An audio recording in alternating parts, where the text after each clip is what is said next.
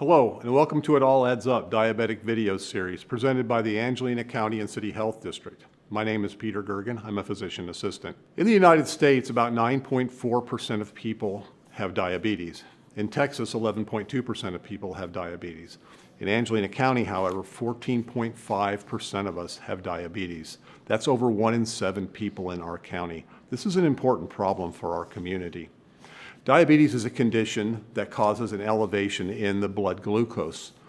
Glucose is the sugar in the blood that helps our bodies produce energy. However, it's also a chemical that damages all the tissues it comes in contact with. Excessive levels of glucose for a long period of time cause an accumulation of damage to the tissues that create the complications that we're so familiar with diabetes. There are several types of diabetes. Type 1 diabetes is the type of diabetes that normally affects children and young adults. It's caused by a destruction of the cells in the pancreas that produce insulin. Type 2 diabetes is the most common type of diabetes. 95% of diabetics have type 2 diabetes.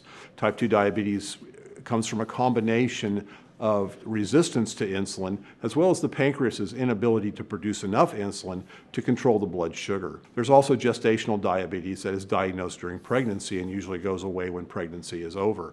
Gestational diabetes does lead to an increased risk of type 2 diabetes.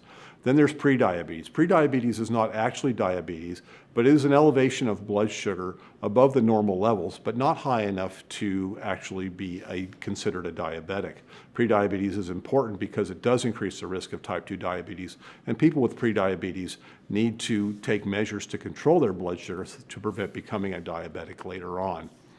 There's a number of things that lead to that increase the risk of diabetes. First of all, being obese or overweight increases the risk of diabetes. Inadequate physical activity.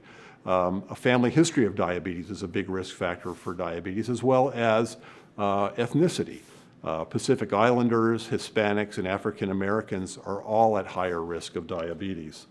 Also, high cholesterol and cardiovascular disease increase your risk of diabetes.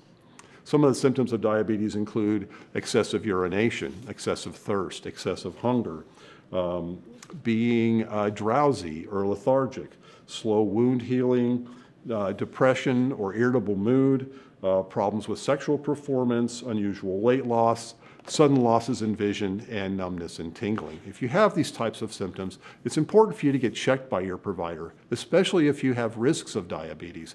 They can do some simple blood tests to help diagnose diabetes.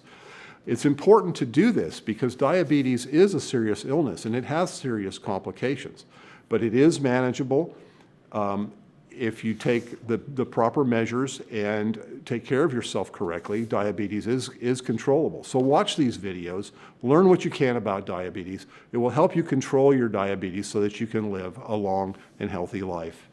Thank you for watching.